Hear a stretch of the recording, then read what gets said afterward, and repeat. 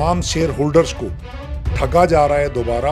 और मेरे को लगता है कि हिंदुस्तान के इतिहास में ऐसा ना हो कि 1992 वाली घटना एक बार दोबारा देश देखे। हर्षद मेहता, देश में गरीबी इस लेवल पे पहुंच गई है कि 85 करोड़ से ज़्यादा लोगों को आप 5 किलो अनाज पे मोहताज बना दिया गया है। देश की सरकारें, देश के ये इंस्टीट्यूशंस जिसके चेयरमैन खुद अपने इंटरेस्ट को लेकर उनकी जिस तरीके से उनके हस्बैंड के अलग अलग कंपनियों में उनके हिस्सेदारी मानी गई है, और छिपा नहीं है, बड़े बड़े जो बिजनेसमैन हैं, नाम आते हैं अडानी अंबानी जी का, उनके किस तरह के रिलेशंस हैं सेबी के सीनियर पोस्टों पे बैठे हुए लोगों से। तो मेरे पास आप सरप्राइज मानेंगे, ये एफआईआर कोर्ट के ऑर्डर से हुई है। इसका मतलब ये है कि कोई ना कोई सिस्टम में बैठे हुए लोग जो करप्ट लोग हैं उनको बचाया जा रहा है। तो कौन बचाएगा? सरकार में बैठे हुए लोग बचाएंगे। क्यों बचाएंगे? कहीं ना कहीं उनकी भी हिस्सेदारी है। नमस्कार, आप देख रहे हैं 4PM में आपके साथ नफीसा खान। भारतीय शेयर बाजार में अफरा तफरी मची हुई है। एक खबर सामने आती है जिसके बाद कई सवाल उठ जाते हैं कि किस तरीके से भारतीय शेयर बाजार अब गिरता जा रहा है, यानी कि गिरावट बढ़ गई है और जो विदेशी निवेशक हैं वो भारत को छोड़कर चाइना की ओर ज़्यादा तेज़ी से बढ़ते दिखाई दे रहे हैं। लेकिन जिस तरीके से भारत के अंदर आर्थिक तंगी या फिर सुनामी देखने को मिल रही है, आहट बढ़ती जा रही है, तो सवाल ये भी है कि आखिरकार मोदी सरकार जो ये दावा करती है कि देश को विश्व गुरु बनाना है, तो वो कहाँ जा रहा है और आखिर सरकार क्या कर रही है और किस तमाम सवालों के जवाब सरकार देगी। इस पूरे मामले को और बारीकी से समझने के लिए मेरे साथ एडवोकेट संजीव नासिर जी हैं, जो कि पूर्व सदस्य रहे हैं बार एसोसिएशन के और अभी भी लगातार वकालत के जरिए देश के तमाम ज्वलंत मुद्दों पर लड़ाई लड़ते रहे हैं और अपनी बात रखते रहे हैं। और इसी के साथ हम बातचीत करेंगे जो सेबी की पूर्व अध्यक्ष रही हैं माधवी बुच, उनको लेकर, क्योंकि मुंबई की एक विशेष अदालत ने उनके खिलाफ एफआईआर दर्ज करने की बात कही है और इसी के साथ मुकदमा चलाने की भी बात कही है, भ्रष्टाचार का मुकदमा। अब इन तमाम चीज़ों को लेकर बारीकी से समझते हैं। बहुत बहुत स्वागत है सर आपका। संजीव जी, हमने कई बार बातचीत की, लेकिन इस बार का मुद्दा बेहद अहम और अलग है। आज बात देश की है। देश में आर्थिक तंगी आने के आसार दिखाई दे रहे हैं, शेयर बाजार में गिरावट। क्या कुछ इस खबर को लेकर पहले आपकी प्रतिक्रिया उसको मैं जानना चाहूँगी। देखिए, बहुत चिंता की बात है। मेरे को ध्यान है 1992 में हर्षद मेहता के टाइम पे एक बहुत बड़ा सेंसेक्स के अंदर और शेयर बाजार के अंदर बहुत बड़ा एक कांड हुआ था, और उसमें लाखों करोड़ों लोग जिस तरीके से शेयर बाजार के वजह से उन लोगों ने सुसाइड किया था और बहुत बड़ा बड़ा घाटा हुआ था। तो उम्मीद ये की जा रही थी कि उसके बाद देश में जिस तरीके से रूल रेगुलेशंस और कानूनों में सख्ती की गई कि शायद दोबारा भारत में ऐसा नहीं होगा। लेकिन उसके बाद बीच में भी कई बार देखा गया, और लेकिन पिछले 4-5 महीने से जिस तरीके से शेयर बाजार के अंदर जिस तरीके से गिरावट देखी जा रही है, एक तरफ से देश के गृह मंत्री ये बयान देते हैं कि भी 4 तारीख के बाद आप देखिए देश का जो शेयर बाजार है वो पूरी तरीके से एक तरफा बढ़ेगा। दूसरी तरफ वो भी कोर्ट की डायरेक्शन पे एक एफआईआर होती है। एफआईआर क्यों होती है कि जिसको मैं एक गांव देहात के एक एग्जांपल देना चाहता हूँ कि अगर किसी खेत को बाढ़ खाने लग जाए, मतलब जो उसको प्रोटेक्ट करती है वो ही अगर उसको खाने लग जाए तो उस खेत को कोई नहीं बचा सकता। ठीक मेरे को लगता है कि वैसा ही हो रहा है। देश की सरकारें, देश के ये इंस्टीट्यूशंस जिसके चेयरमैन खुद अपने इंटरेस्ट को लेकर उनकी जिस तरीके से उनके हस्बैंड के अलग अलग कंपनियों में उनके हिस्सेदारी मानी गई है, और छिपा नहीं है, बड़े बड़े जो बिजनेसमैन हैं जिनके बार बार नाम आते हैं अडानी अंबानी जी का, उनके किस तरह के रिलेशंस हैं सेबी के सीनियर पोस्टों पे बैठे हुए लोगों से। तो मेरे को ऐसा लगता है कि आम जन को, आम शेयर होल्डर्स को ठगा जा रहा है दोबारा। और मेरे को लगता है कि हिंदुस्तान के इतिहास में ऐसा ना हो कि 1992 वाली घटना एक बार दोबारा देश देखे। हर्षद मेहता एक और कोई नया हर्षद मेहता इस देश के अंदर सामने आए, और लाखों करोड़ों लोगों को जिस तरीके से उस टाइम पे बहुत बड़े लेवल पे घाटा और सुसाइड किया था, कब मेरे को बहुत डर लग रहा है कि भी जिस तरीके से शेयर मार्केट का ट्रेंड है उसमें कोई ना कोई उसके पीछे बहुत बड़ा कोई ना कोई साजिश नजर आती है। लेकिन सर हम जिस तरीके से देखते हैं कि जो मोदी सरकार है वो लगातार ये भाषण देती है और ख़ासकर मोदी जी बोलते हैं कि देश को तीसरी सबसे बड़ी अर्थव्यवस्था बनाना है, उसी दिशा में वो लोग आगे चल रहे हैं। लेकिन इस तरीके की खबर आना कि देश आर्थिक तंगी के संकट में जूझ रहा है, क्या संकेत दे रहा है? मोदी सरकार क्या कर रही है और मौजूदा हालात क्या बन रहे हैं? देखिए, मोदी जी जिस तरीके के डेटा दिखा रहे हैं, मोदी जी की जिस तरीके से स्टेटमेंट्स आती हैं, देश में धरातल पे उसका विपरीत नजर आता है। जिस तरीके से इस देश में बड़े बड़े जो बिजनेसमैन हैं वो देश की नागरिकता छोड़ रहे हैं। देश में गरीबी इस लेवल पे पहुंच गई है कि 85 करोड़ से ज़्यादा लोगों को आप 5 किलो अनाज पे मोहताज बना दिया गया है। तो मेरे को ऐसा लगता है कि भी देश के अंदर जो मोदी जी के आने के बाद मोदी जी ने जो क्लेम किया था कि देश के अंदर किसी तरीके का भ्रष्टाचार नहीं रहेगा, किसी तरीके की कोई हेराफेरी नहीं रहेगी, वो बड़ी है। आज जीएसटी में आप देखेंगे रोजमर्रा इस तरह की कंप्लेंट आ रही हैं कि भी बहुत बड़े बड़े घोटाले जीएसटी के नाम पे उजागर हो रहे हैं, उनको दबाया जा रहा है। शेयर बाजार में अपने आप में एक दिन के अंदर सेंसेक्स नीचे आ रहा है, कुछ कंपनियों के शेयर 5-5 गुना बढ़ रहे हैं। कौन बढ़ा रहा है, उसके पीछे क्या साजिश है? आप सरकार ने एफआईआर नहीं की है, आप सरप्राइज मानेंगे, ये एफआईआर कोर्ट के ऑर्डर से हुई है। इसका मतलब ये है कि कोई ना कोई सिस्टम में बैठे हुए लोग जो करप्ट लोग हैं उनको बचाया जा रहा है। तो कौन बचाएगा? सरकार में बैठे हुए लोग बचाएंगे। क्यों बचाएंगे? कहीं ना कहीं उनकी भी हिस्सेदारी है। तो आम आदमी को जो एक विश्वास होना चाहिए वो विश्वास डे बाय डे कम होता जा रहा है। देश पूरी तरीके से आर्थिक संकट की तरफ बढ़ता जा रहा है। देश के अंदर रुपए की कीमत डे बाय डे गिरती जा रही है। इन सब चीज़ों को देखें, बेरोजगारी बढ़ रही है, हंगर इंडेक्स हमारा 7वें आसमान पे पहुंच गया है। तो कुल मिला के देश का कर्ज जो है 220 लाख करोड़ रुपए पहुंच गया है। तो कुल मिला के जो हालात हैं देश के, वो मैं मानता हूं कि शेयर बाजार के माध्यम से ऐसा ना हो कि कोई ऐसा घोटाला सामने आए जो पूरे वर्ल्ड को चौंकाए। लेकिन सर देखिए, ये अचानक से तो ये खबर सामने नहीं है और अचानक से आर्थिक तौर पर देश इतना कमज़ोर नहीं हुआ है। ये 5 महीने से सिलसिला चल रहा है कि जब लगातार गिरावट पाई जा रही है और 30 साल का रिकॉर्ड भी इस बार टूटता दिखाई दे रहा है। तो ऐसे में सवाल ये है कि सरकार जो अपने आप को मजबूत कहती है, स्थिर सरकार बताती है, और वित्त मंत्रालय कहाँ सोया हुआ था, अपनी जिम्मेदारी को छोड़कर कहाँ गुम था? नहीं, चिंता तो यही है कि वित्त मंत्रालय सोया नहीं है। मेरा ये मानना है वित्त मंत्रालय की बिना से के, बिना उसके शामिल हुए इतने बड़े बड़े घोटाले नहीं हो सकते हैं। उन घोटालों को क्यों दबाया जाता है? एफआईआर डायरेक्ट क्यों नहीं हुई? उसको कोर्ट ने क्यों इंटरवीन करना पड़ा? यही सब सवाल हैं। और मैं मानता हूं कि वित्त मंत्री जो है, किसी भी हालत में वित्त मंत्री की एक जिम्मेवारी बनती थी। वित्त मंत्री को देश के सामने ये आके बताना चाहिए था कि कहाँ कहीं गड़बड़ है। अगर कोर्ट की इंटरवेंशन के बाद ये सब चीज़ें सामने आ रही हैं तो ही इस चीज़ का शक उभर रहा है कि सरकार इन सब चीज़ों को छिपाने चाहती थी, वो छिप नहीं पा रहा है। देश के अंदर पिछले 6 महीने में जो मंदी का दौर है उसको छिपाया जा रहा है, उसको मैनिपुलेट करके ये शो किया जा रहा है कि नहीं, देश बहुत आगे बढ़ रहा है, देश आर्थिक स्थिति मजबूत बनती जा रही है। उन सब को में ही, क्योंकि सरकार की जो मंशा और जो इन्वॉल्वमेंट है वो ही चिंता की बात है। सर एक तरफ ये खबर आना कि देश में मंदी जैसे हालात बन गए और दूसरी तरफ से भी जो माधवी बुच रही हैं, पूर्व अध्यक्ष रही हैं, उनको एफआईआर उनके खिलाफ दर्ज कराने की कोर्ट बात करता है।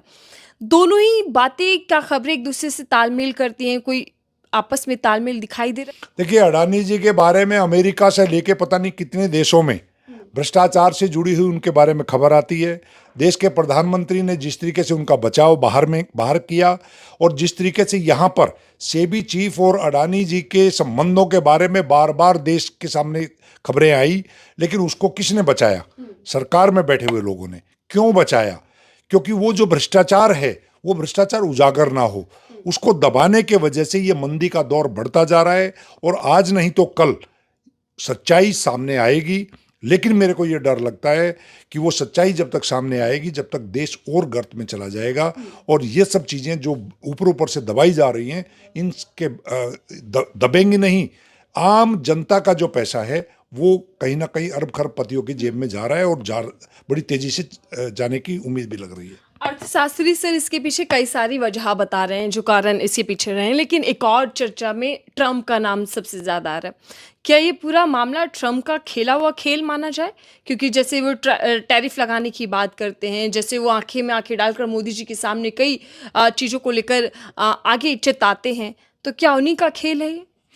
देखिए, एक बात तो पक्का है कि ट्रम्प जिस तरीके से यूएस में वापस आने के बाद उन्होंने पूरे वर्ल्ड लेवल पे सभी नेताओं के बारे में जिस तरीके का भाषा का इस्तेमाल किया, जिस तरीके से हमारे देश के प्रधानमंत्री के सामने उन्होंने जिस तरीके से बातें रखी, जिस तरीके से हमारे अप्रवासी भारतीय जो इलीगल तरीके से वहाँ पे गए थे उनको जिस तरीके से अमानवीय तरीके से यहाँ देश में एक सैनिक विमान देश की धरती पे उतारा गया और हमारे जो सिटीजन्स थे उनको हथकड़ियों में लेकर आया गया, वो भी मैं मानता हूँ शर्मसार बात है। देश के प्रधानमंत्री को एक्सटेंड लेना चाहिए था। देश के प्रधानमंत्री के सामने अडानी के करप्शन का मुद्दा आया, उस पर वो रिप्लाई नहीं कर पाए। जिस तरीके से टैरिफ लगाने की धमकी देते हैं उस पर हमारा कोई स्टैंड क्लियर नहीं हो पाया। छोटे छोटे देश के राष्ट्रपति और प्रधानमंत्री ट्रम्प के सामने खुल के बोल रहे हैं और हमारे देश के प्रधानमंत्री चुपचाप रहकर आए हैं। मैं मानता हूं कि देश के हितों के साथ ऐसा खिलवाड़ नहीं होना चाहिए, ऐसा समझौता नहीं होना चाहिए। और देश की स्थिति अगर मजबूत होगी तो देश के अपने सिटीजन्स पे विश्वास करके होगी, दूसरे देश के राष्ट्रपति या ट्रम्प के मेहरबानियों से नहीं होगी। लेकिन सर जब ट्रम्प जीतते हैं तो देश के अंदर ये कहा जाता है कि हिंदुओं की जीत है, ये भारत मजबूत होगा, इस तरीके की हमने देखा था तस्वीर, जश्न मनाया गया था। देखिए, क्लेम तो मोदी जी करते हैं बड़े फास्ट फ्रेंड हैं, लेकिन ट्रम्प ने आने के बाद भारत के खिलाफ जिस तरीके के स्ट्रिक्ट डिसीजंस लिए हैं उससे मेरे को लगता नहीं कि वो भारत के पक्ष में हैं।